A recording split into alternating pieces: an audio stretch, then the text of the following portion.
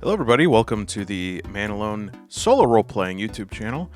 I'm your host, Man Alone, and today we're going to be discussing Coriolis, the Great Dark.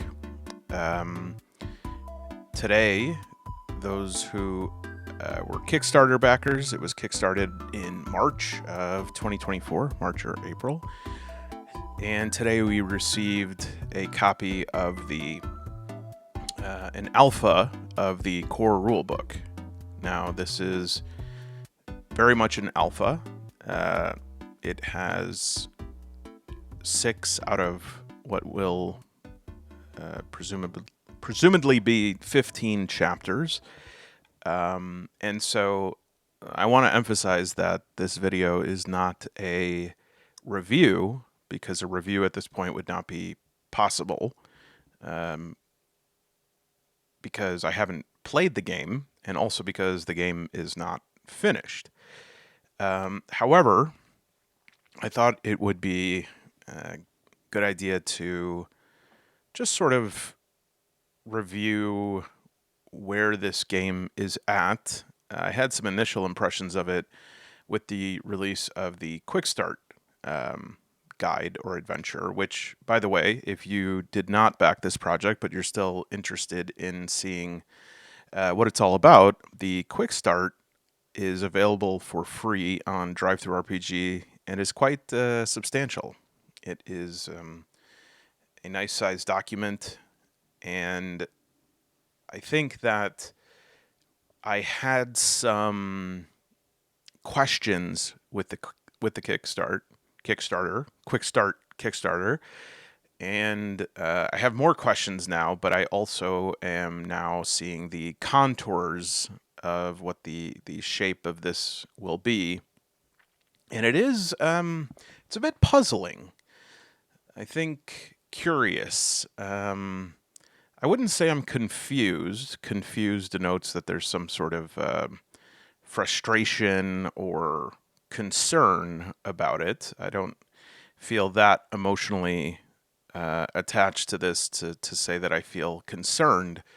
But after reading through this first loadout of the core rules here, I guess the main question that I'm left wondering, as somebody who is a player, a GM, and in general a fan of the original Coriolis, my question is, why are they continuing Coriolis, and why are they continuing Coriolis in this way? So in order to convey my position here, I think it's important to very briefly talk about the first edition, which is a bit of a paradox, perhaps. It occupies a weird place in the Free League lineup of games.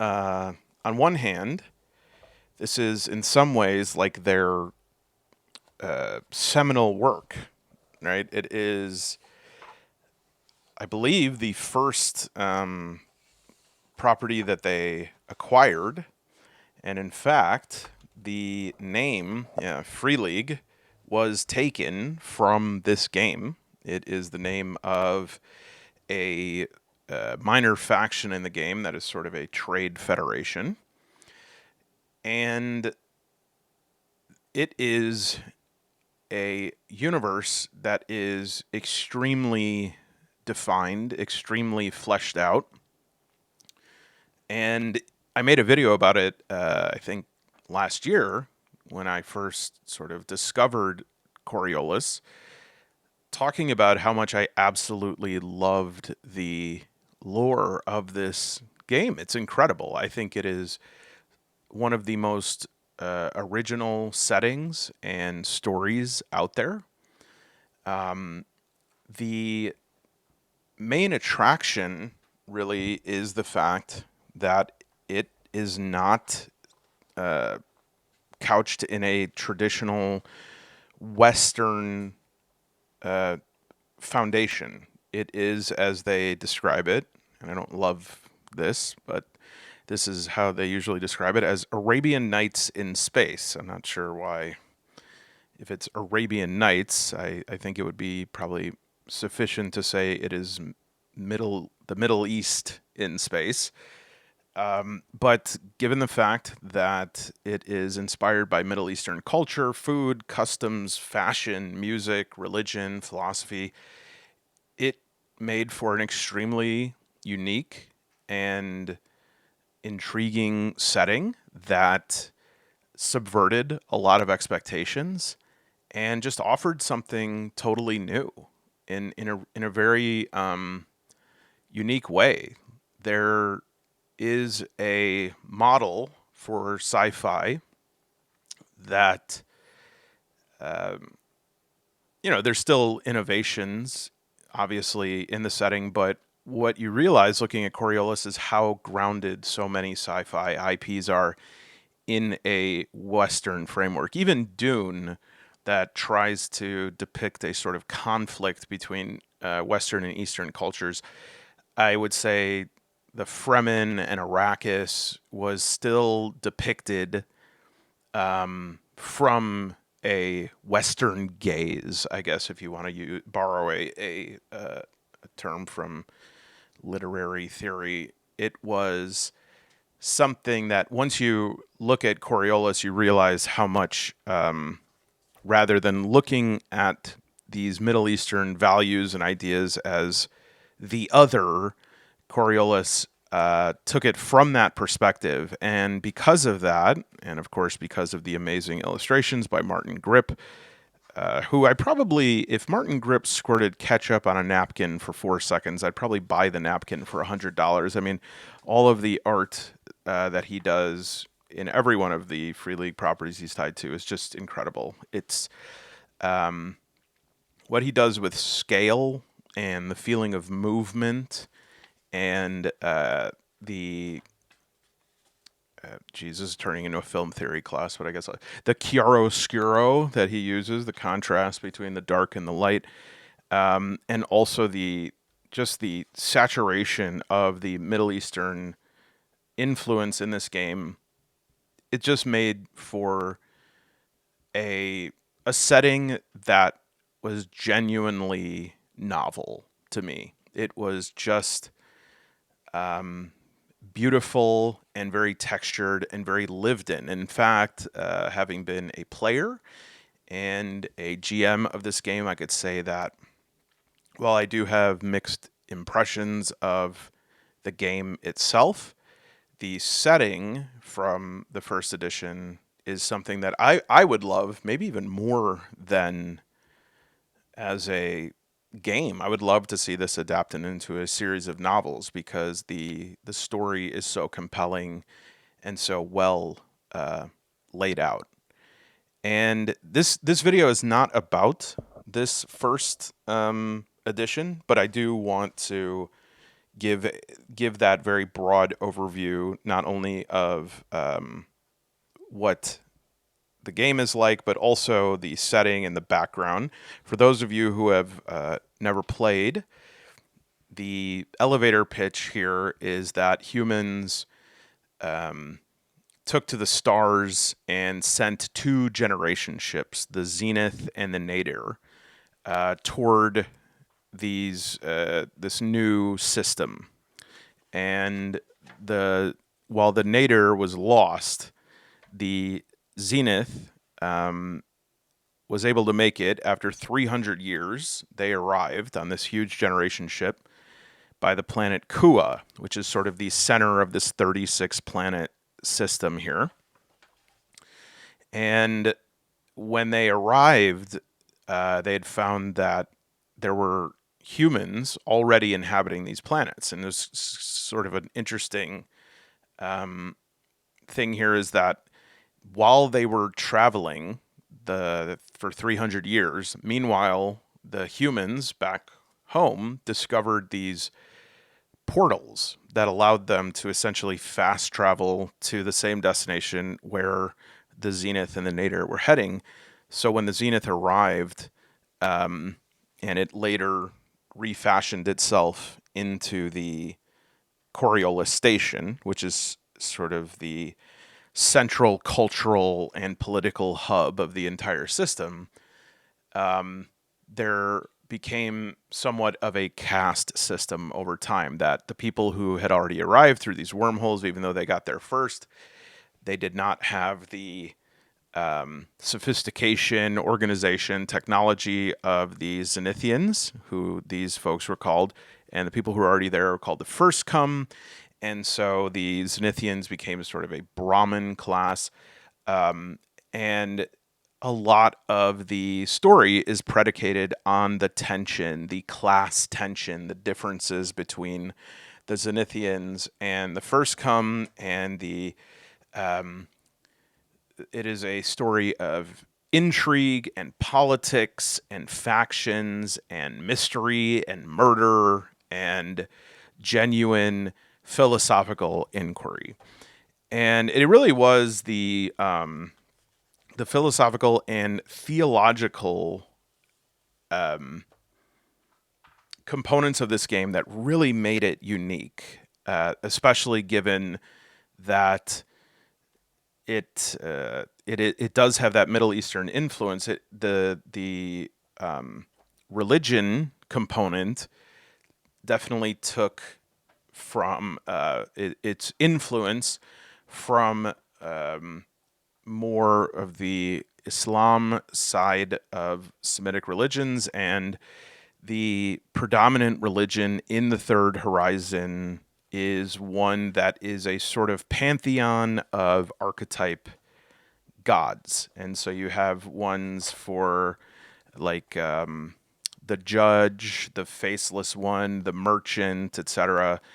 And there are also the existence of jinn or jinni, and there are also, because it's this exploration into space, there are other creatures and beasts that you encounter. And it was just a surprise around every corner, because the usual stuff that showed up in a lot of other games just did not show up the same way here. And in addition to this core book, I think there are 5 or 6 campaigns. The Lost Emissary, and it had some interesting mechanics as well. Mechanics that, as a GM, were really interesting. Really fun. Some of them didn't work so well. For instance, when the players would push a roll rather than giving them stress dice like you would in Alien or Walking Dead, or taking a point of whatever attribute away, what pushing a roll did in Coriolis was it gave a darkness point to the GM. And these darkness points were actual currency that the GM could use to wreak havoc on the players. Wreak havoc. It was like, it was pretty cool. You could work off this menu of different mischievous actions. Make the players' guns jam, make their spaceship run out of gas, send them on a detour, make it so that somebody overhears some sort of meeting they're having, etc. And I really liked the idea of this, as I think a lot of GMs really liked the idea of this. In practice, it did have some problems that came to roost in my group, because first of all, even though the point of it is to give some sort of mechanical objective basis for the GM's sort of random hardships they place, right? So rather than the players saying, hey, you're being too hard on us, you're being unfair, you're trying to railroad us in a certain direction, with the darkness points, it was like, well, hey, I spent these darkness points. You pushed your roll, you knew what the risk was, and so this is the result of that. And so ideally there was supposed to be a sense of more of a sense of fairness about that. However, what it did in practice was that it made for a sort of adversarial experience between the players and the GM on that front. And my group that I was a GM for actually at one point like boycotted pushing their rolls because they're like, no, we're not going to do it because you're just going to get too many darkness points and you're just going to keep like messing up the flow of the game. And so I had to rein that in a little bit and narrow the ways that I could use darkness points. But yeah, a lot of cool ideas. The darkness points comes from this idea of the darkness between the stars, and so this Church of the Icons has all these different, like I said, the icons with each of their own sacraments: the messenger, dancer, gambler, deckhand, merchant, judge, traveler, lady of tears, faceless one. There was one faction that claimed that the judge had was reborn or had come to life, and so that created a sort of pressure based on who believed them, who didn't, who thought that that was blasphemy inside what is sort of the United Nations Council of the different factions. And it just gave everything a really cool.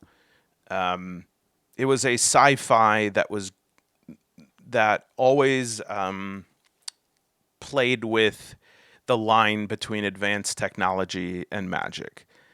And though the magic was more limited, it wasn't like Palpatine firing force lightning out of his fingers or anything. It was more subtle. It was more nuanced. It was more oftentimes questioning if it was something supernatural or not. It was a really, really nice system. And those darkness points were based on the concept of the darkness between the stars, which was this, formless, ethereal presence that represented the Antichrist or the Satan of the setting. And that gave it a sense of eeriness, and it really did a good job just in terms of the threat of the void and and as well as the sort of opportunities for exploration, the openness and the suffocation of the vacuum, right? In practice, this was a tough game to GM, and this was actually a campaign that after about 6 months, I had to come to my players and say, "Hey, look, I just don't, I just don't think I can keep doing this. Like I just don't think that I can put in the investment into this that is needed each week to give you all a worthwhile session." And we eventually switched over to Mutineer Zero, which we're doing now, which is certainly not an overly simple game, but the story and meta plot of that does not even hold a candle to Coriolis. I mean, this is a huge book, and this is just the core book, so we're not even counting any of the campaigns or anything. This is nearly 400 pages, and all those things I just mentioned, all of the cultures, all of the planets, all of the history. I mean, this is a page of like the history right here. I am not ashamed to admit that also being from the U.S., the names were unfamiliar names often, and so that made it difficult at times to differentiate and remember who we were talking about. But the mythology of it, the different factions, orientations towards one another, all these different planets, and then as well as infusing the different cultural effects, which truly was one of the great joys of the game, was that Coriolis Station especially it was like a massive Moss Isley cantina. Like everywhere you turned was a marketplace bazaar and a hookah lounge and different people selling wares and different music and different art being made, and the clothing was fantastic. And like I said, it was so robust, so lived in, so different, but it was just a lot. And this is also a game in which it would be tough to sort of just take the setting and build within it, because the campaigns and everything are so specific, and you're dealing with things like investigating murders and trying to um, you know uh, bring cargo across the solar system without being detected, and managing these different infightings and trying to stop wars and trying to, deciding whose side to take, and all of these things are very spelled out in the core book. And for that reason, it was a really I wish that, and if I had more time, I would have loved to invest the time that was required. But given, that this is not the only thing that I was doing, it was honestly like I was studying a textbook every week, and so it was tough. And some of the mechanics, like I mentioned, the darkness between the stars and darkness points didn't work so well. The skill system was a bit unique in that it is a free league game where there are basic skills and advanced skills, and all of them are based on some attribute. And it also was, if you had no points in one of the general or basic skills, you could still roll that, but with only the base and gear dice. Whereas with advanced skills, which is like culture, data gen, mystic powers, technology, these skills, if you didn't have at least 1 point, then you couldn't even roll on those skills. So it definitely required a team approach and specialization for different characters, etc. So an amazing foundation, one that is about time they kind of went back to the drawing board and breathed some new life into it. Lots of open threads to continue the story. And when I first saw The Great Dark, I was excited because it seemed as though they were taking, they were following the most sort of the thread that was most pregnant with possibility. It was the one that I felt like, yes, that's the right idea. And it was that they were sort of following the Nader ship, right? Because there were these two generation ships. The Zenith came to the Third Horizon, and the Nader was lost. And so the Great Dark starts off with people 200 years in the future of the Third Horizon. It's mired in war, and there's a lot of people who are looking to find greener pastures, so to speak. And they see a beacon pulsing out in deep space, and they say, wow, that's the Nader. Like, we need to go find this other branch of humanity. And so the Explorers Guild, these people set off to find it, and along the way, they get caught up. And they are at this sort of intermediary moment in which they are in a place called Ship City. That's right. I must have been at the drawing board for months to come up with that one, but this is Ship City that they're at. And we are still treated to the gorgeous art of Martin Grip, and a really pretty layout as well, more approachable than the first edition. And we see there are 15 chapters here. There is the stretch goal for a solo module was reached. So there will be a solo module. However, this does not look, as far as I can see, like it is contained in this. So they might do what they did with Dragonbane and include an additional pamphlet or sort of laminated insert for the solo rules. We'll see. Obviously, I'm very curious about that. And right here, the key theme at its heart, Coriolis the Great Dark is a game about 5 things: exploration, intrigue, mystery, hope, and teamwork. So, okay, um, pretty bland, and I think that right there, uh, I think was the beginning of me slowly understanding what they were doing, or at least trying to do, with this second edition. And there is a little piece here. It's like a little insert, yeah, right here. Coriolis the Great Dark is a standalone sequel game to Coriolis the Third Horizon. In this game, 200 years have passed and the setting has changed dramatically to the Lost Horizon, a more wild and dangerous place than the civilized but war-torn Third Horizon. You do not need to know anything from the, it says Precious game, previous game, but if you do, you will find lots of nuggets and Easter eggs that resonate with the old setting. Indeed, even though 200 years have passed, it is even possible to migrate your old player characters to the new game. Read about that on page to be determined.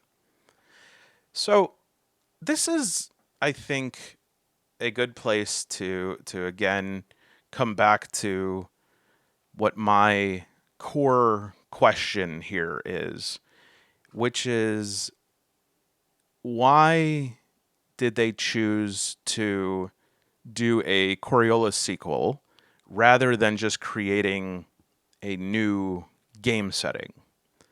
And I ask that for a couple of reasons. So number one is, as you will see as I go through this, there are dramatic changes to this game. There are dramatic changes in mechanics, to not just necessarily the lore. Perhaps the lore background is the same, but it is the links between the last game are very tenuous. I mean, they're nuggets and Easter eggs. Okay, and the approach to the game, like what the core mechanic or the core gameplay loop of this game is completely different. Now, when it comes to second or new editions of games, there are two pitfalls on both of the extremes, right? If a game is so similar that you almost feel like you're being ripped off, right? Like if the game, if there's a new edition of a game and the only difference is like new cover art and they've added a few things and maybe changed the layout a little bit and added a few, like a new character archetype or something, you feel ripped off, right? You pay $50 for something that is essentially like it's sort of like the school textbook scam, right? Where they release a ninth edition, but you know, not much has changed in physics, and so there's a few changes that would really not be noticeable to anybody other than perhaps the expert level people who contribute to the textbook or people who have been teaching it a long time. So we don't want that. We want innovation. We want there to be change. And especially for Coriolis, which is a game that had a lot of pieces that didn't quite work. And one of the biggest things that didn't work, like I've said, is just how vast this was. So that's potentially good, right? We have some new ideas here, some new approaches to things.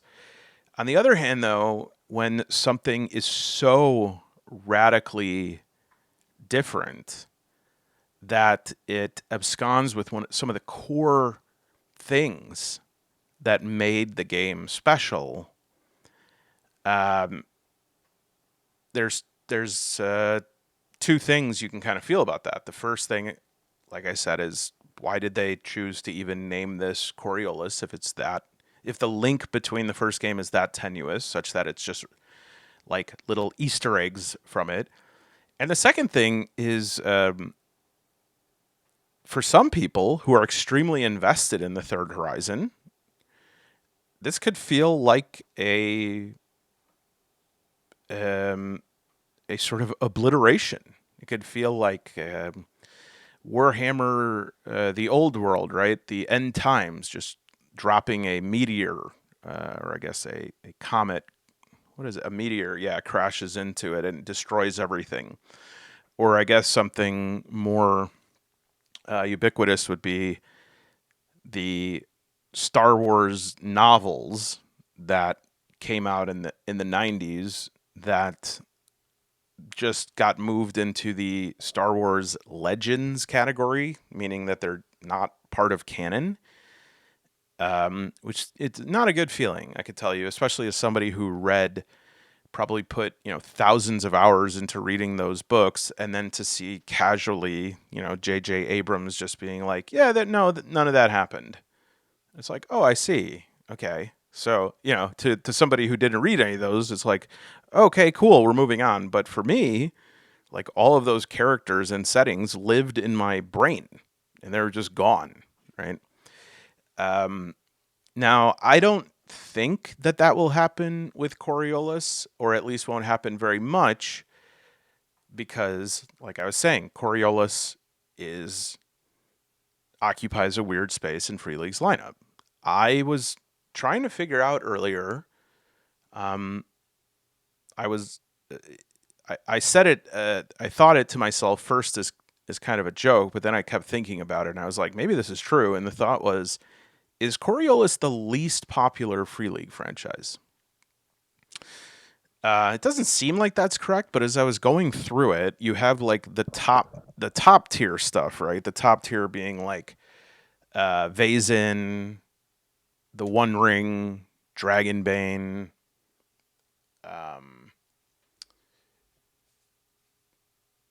let's see, Mork Borg, if you want to count that as part of the lineup. Forbidden Lands potentially fits into that. And then, Alien RPG is probably, I actually think, and I was surprised about this, so I want to confirm this, but I think I read that Alien RPG was actually Free League's most popular one, which is second edition of that is coming out this next year as well. So we'll see. That might be the opposite story from my sense of things. Is that might be one that has very little changes, but um, then you have like sort of the middle rung popularity games. The Walking Dead is probably on the line between first and second tier, which, even though The Walking Dead is The Walking Dead and nobody knows anybody who still watches it, somehow there are still tens of millions of people who are invested in that universe. There has to be. There's 27 spin-offs. And then you have like Symbaroum, The Electric State, Tales from the Loop, Blade Runner RPG. I'm missing a few here, but Mutineer Zero, right? And then sort of at the bottom, not in terms of quality, but in terms of, well, I guess it is sort of proportionate to the complexity. The only game that I would say is maybe occupies the same strata of popularity for Free League as Twilight 2000, which neither of these are bad games. It's just, I just see the least amount of conversation about these games. I see the least amount of group plays of these online, and for one, like they are quite, I think, older in terms of the timeline of Free League, but they also are a difficult approach. The mechanics in Twilight 2000 could be a bit intimidating. It has the step dice system, which could be a little bit confusing if you're used to the straight D6 dice pools of the Year Zero engine. And so maybe there's more people that I know of, but I'm just using the data that I have, which is the popularity of it on YouTube. And then additionally, if you go to the Year Zero Tavern, which is a Discord channel, there is links to all of the other extant Free League Discords, and they have thousands of people online And there is one for Coriolis that is in Spanish. And the last time I was on Discord, there were about 70 people there.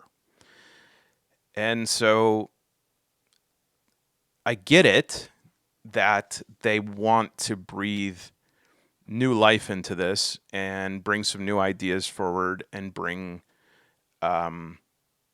new mechanics and focus on a different thing. And they definitely do that, right? There are some big changes that I'll say right off the bat.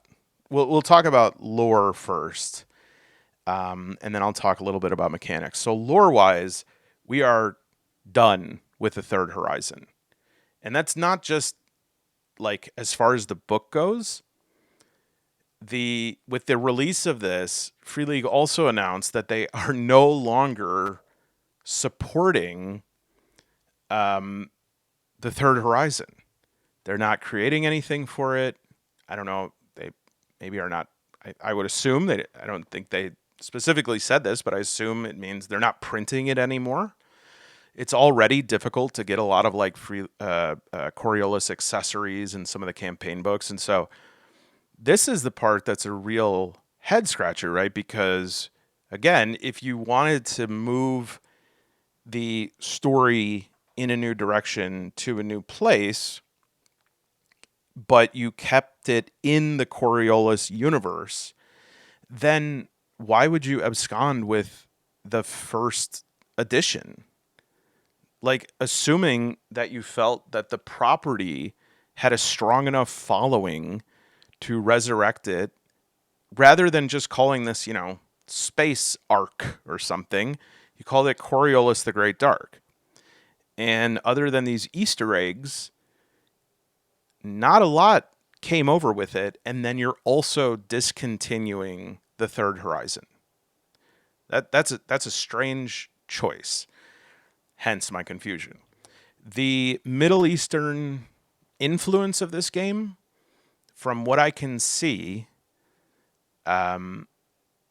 is quite stripped down, which I think is a huge shame for all the reasons that I talked about, of that being a very strong reason why it caught my eye, because it was so different, because I felt like it had something different to offer.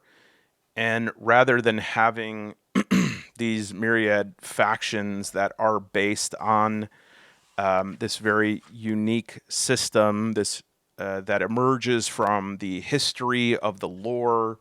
Let's look at the factions here. In the Third Horizon, you have. Let's check it out here. So you have the Zolosian conflict, the First Come and Zenithian factions. You have the Consortium. You have the Free League, the Legion, the Syndicate, which has different families and gangs. The Adibel family, Afayana, Birbasil, Intisar, Rafa family. The Quasar, Din Harama, Zenon, Astir. That's the Zenithian hegemony. The Draconites, which are more like military based. The Church of the Icons. Alam's Temple. The Order of the Pariah. All of these very mysterious, very mystical, almost a sort of elision of Middle Eastern and Gothic, the Nomad Federation. And even though, like I said, sometimes for me, just being from the culture and place that I emerged from, it was sometimes difficult to keep track of these. It was cool to have merchants and trading companies, Alder Jubal, who does Jubal exports and imports, who does antiquities and art and luxury, spices, grain, tech, all this stuff. You now have the Navigators Guild, sound familiar? The Machinists, the Gardeners, the Coriolites, and the bad guys, the Black Toad. And the Coriolites are, as far as I can see, a place where a lot of the religion of the Third Horizon has been shrink wrapped into this faction of Coriolites. And rather than having this sort of like rich, textured, culturally infused religious landscape, from what we have so far in this core book, they are pretty much depicted as like zealots or religious reactionaries that refuse to let go of the past. Um, and just, just the length that these different ideas are shared in.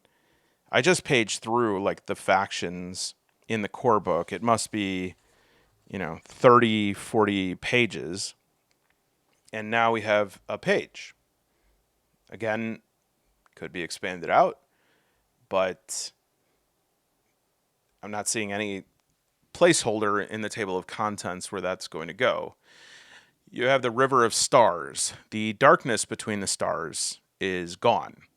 They will occasionally mention the dark of space, but as of this alpha, there is no darkness between the stars, which is interesting and thematically, I think, a source of confusion for what this book is going for, because on one hand, I see it as sort of trying to go for survival horror. And then on the other hand, I see it going for like a utopian Margaret Mead, hope is the only answer, um, place of like maybe we can come together and repair Ship City and create a better world for everybody. And it alternates between that, and I'm not sure where it lands. Now, the first book had some real scary elements, but it was much more about spacefaring and intrigue and mystery and stuff like that. I do actually, and I don't want to get too far into the mechanics yet, but there is an interesting notion here. It's a little bit of a repeat of the first one, because you had these like sort of portals that appeared and they never knew who it was that built those portals. And now you have the builders, who are these individuals who have these elaborate, ornate structures all over the Lost Horizon called ruins.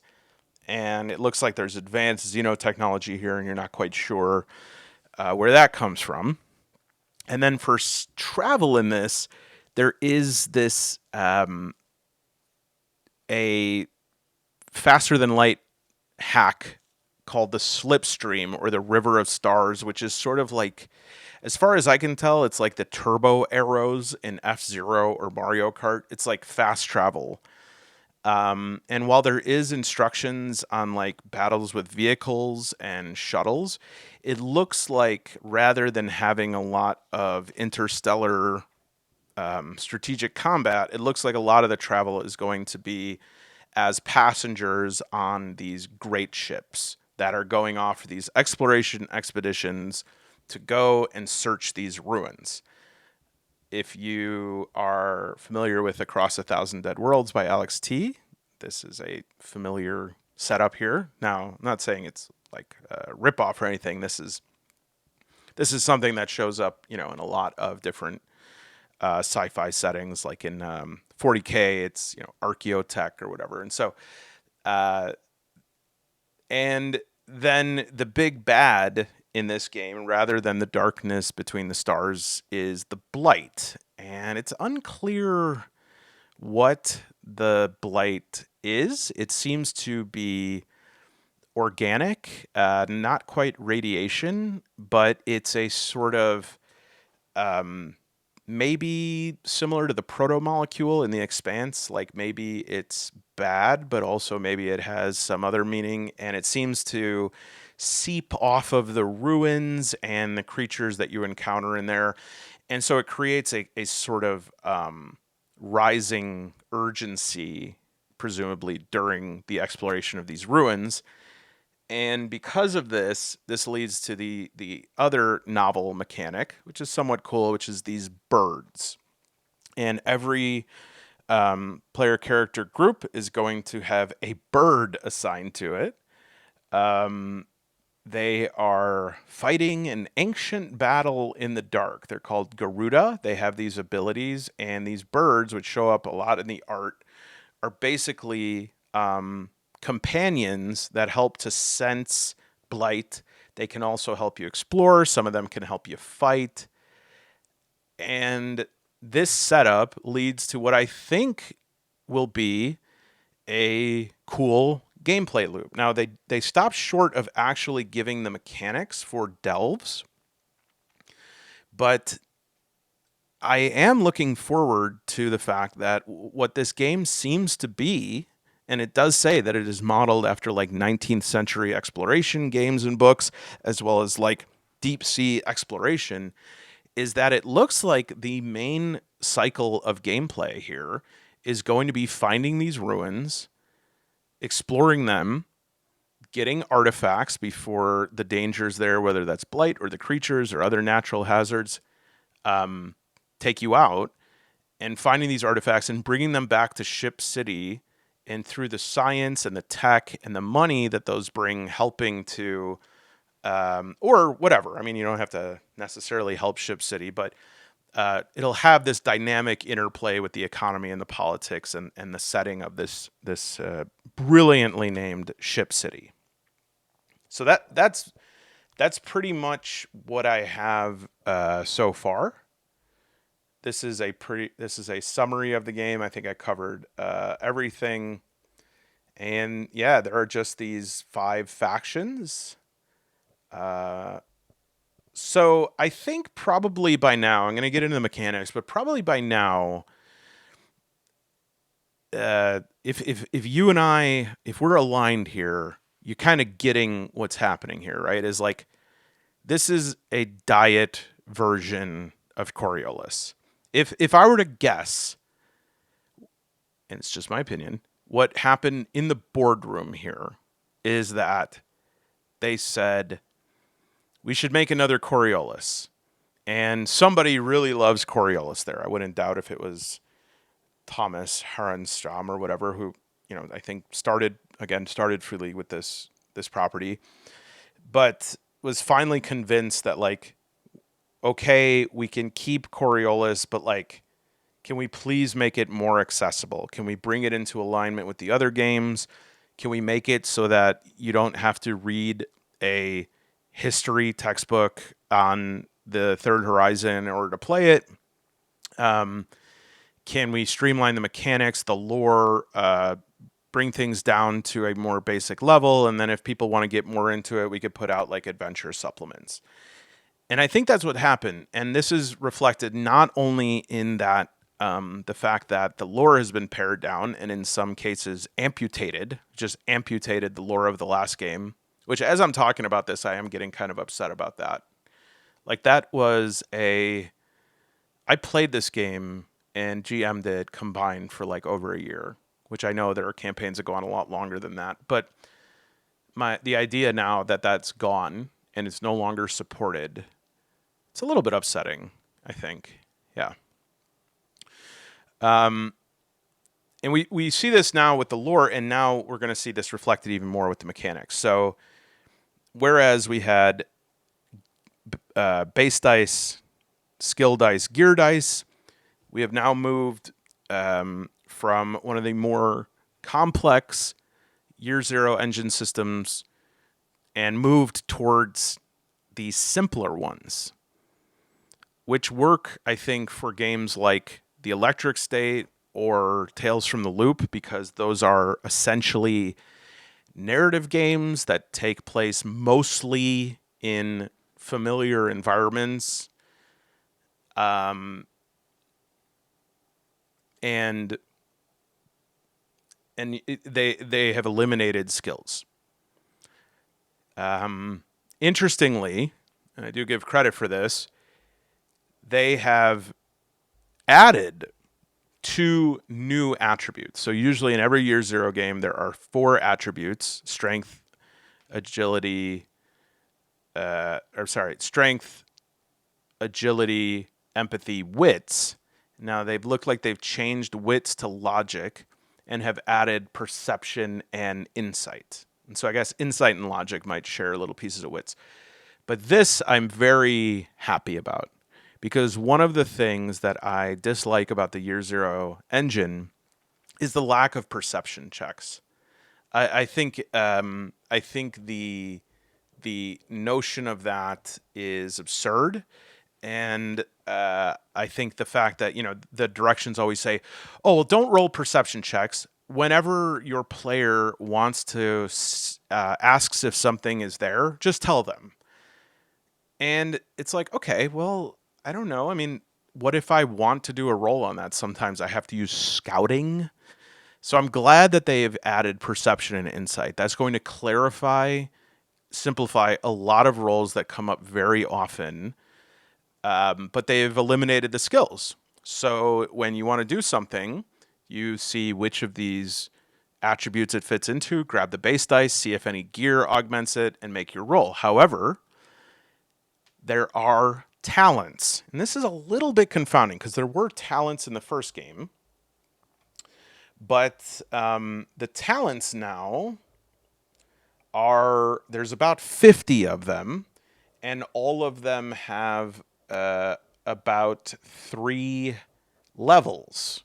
Okay. And mostly the change in levels, I don't want to reveal, I just want to have good etiquette here. I don't want to completely spoil this, as this was, it's for backers, but and it's all like it's also an alpha version. I'm not quite sure like what the etiquette is around this, but the talents are here and here, so tons of talents, and you can see that most of them have levels 1 through 3.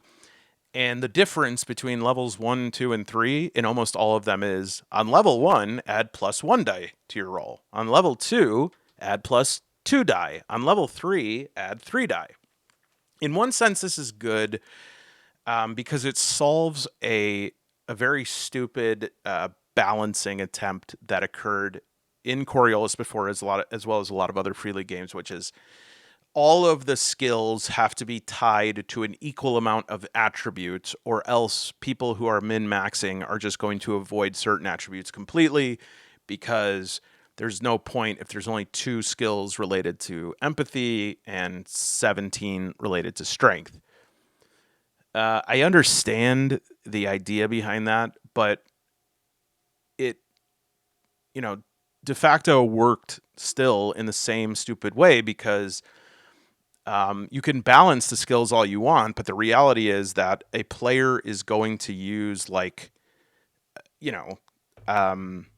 force or manipulate more often than they're going to use like data gen to interface with a terminal. And so with this talent system, I actually think I like the instinct here, which is decentralizing that, adding so many of them that, the balancing issue becomes irrelevant, moot. However, it does feel as though it is just a sort of like decentralized skill system. I'm curious to see in actual gameplay if having all these talents makes it simpler or more confusing. That I'm not sure. That's a piece of this game that I don't feel like I have any way to judge that until I actually play the game. There's certain things you just can't get from the reading. And the darkness points, again, gone. There is 2 other categories of hit points-esque things. There's hope and heart. And those as well are I'm curious to see how those are going to play out. Let me see if I could find. Yeah, hope shows up. It's on 33 pages, just the word hope. But what I'm looking for is yeah. So the game uses three mechanics. We're looking at top right: health, hope, and heart. Health represents vitality and stamina. It's strength and agility sum. Hope is your resolve and willpower. It's degraded by despair, logic, and empathy. And then heart represents your humanity and clarity of mind, insight and perception. And so these are going to be replenished by spending time with people, probably getting back in touch with your purpose, etc. And just the fact that hope and heart are the mechanics at play here. That's where it makes me feel like this is a solar punk game, whereas the Third Horizon was a cyberpunk game. But then there are parts of this that make me feel like this is not solar punk. This is more like I'm walking alone 7 levels down in some ruin. It's completely dark. I've lost my teammates and my flashlight went out. And so if it pulls off the diversity of settings like that, well, then that could be really cool. But if there is sort of weird or awkward tonal shifts that happen, I think it's going to feel like we're never fully grounded in what type of game this will be. And I think that that's dangerous for a play group because there is definitely a more playful, bombastic, wacky theme in Mutant Year Zero. And there was definitely a very serious, urgent theme in Coriolis, and that colored the players' approach to the game. Being wacky, zany, and a little out there, Mutant Year Zero doesn't feel like a disruption to the emotional flow of the game, whereas being that way in the Third Horizon, Coriolis, felt very out of place, jarring, disorienting for the players. And so if they're, tonally switching from solar punk to cyberpunk in this game, it can be pulled off, but it's hard. It's hard to pull that off. So we're still waiting on the Lost Horizon. That's going to answer a lot of questions and could very well make me eat crow or bird, Garuda, which is chapter 5, the bird and powers, right? It's also called the Garuda. And learning more about the Explorers Guild. And chapter 9 is what I'm most curious about, looking at what this delve mechanic does. Because number one, I think that's a tight gameplay loop. One of the challenges with Coriolis was just decision paralysis. From solo play standpoint and my players, there was just so much. There are 36 planets they could go to. They can go to planets that aren't on the map. There are so many factions. There are so many places within Coriolis Station. It was like, geez, I just don't know.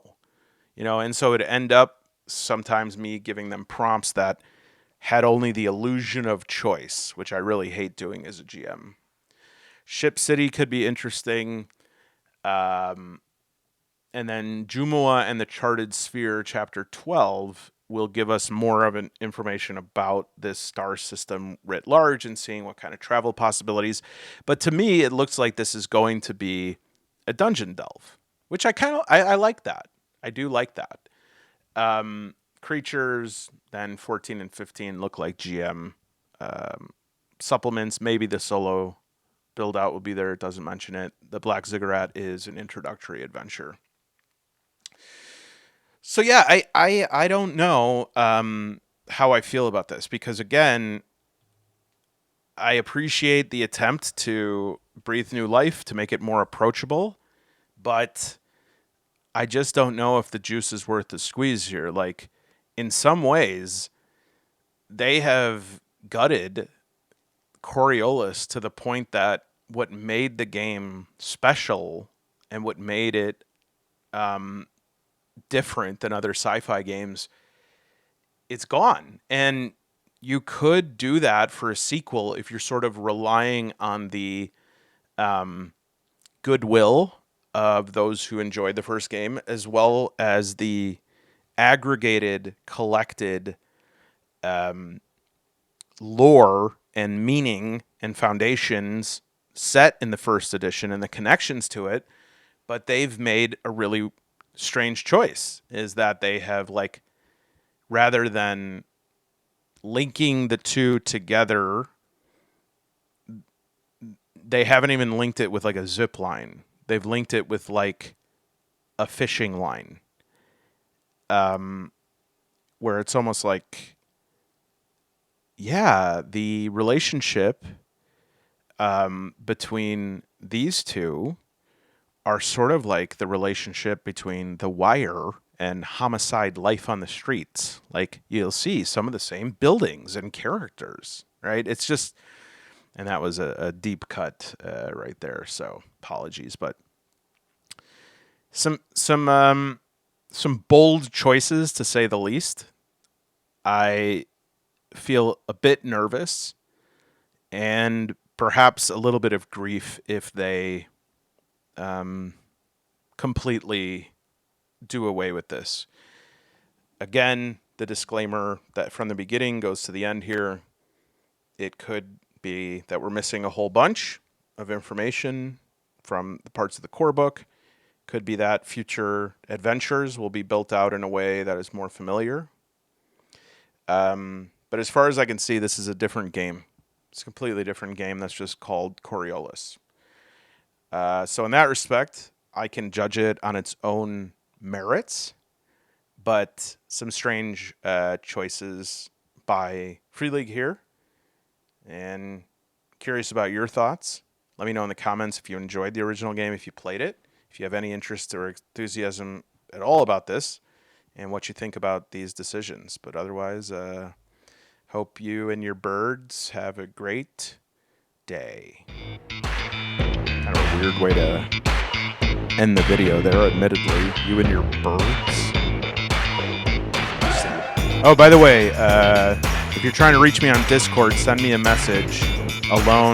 Man Alone Waffle, Discord, Man Alone Waffle. That's me. If you're a waffle